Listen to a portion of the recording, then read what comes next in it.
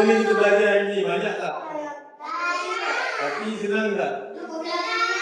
Siapa kata senang? Angkat tangan. Tepuk tangan kat sini. Buat pandai. Semua tu kita dah belajar tadinya. Konsep dia adalah nak senang, tambah dan tolak. Kita kena buat bentuk.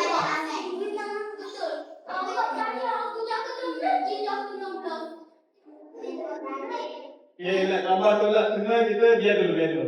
Nak tambah tolak, tolak bahagi, darab, nak tambah tolak, darab, bahagi semua kita kena pakai bentuk nazir. Saya pun pernah. Masa nak beli makanan kat kantin, kan ada bagi saya. Dia kena bentuk. Pandai. So dia pun kita kena pandai kira, bentuk nazir kena pandai, baru senang sikit untuk matematik. Kita balik. So, itu saja untuk hari ini. Tepuk tangan untuk diri sendiri. Sebab kita. Terima kasih kepada daripada cikgu. Nanti datang ke depan, cikgu bagi soalan cikgu je. Nanti soalan 10. Ingat. Terima kasih. Assalamualaikum.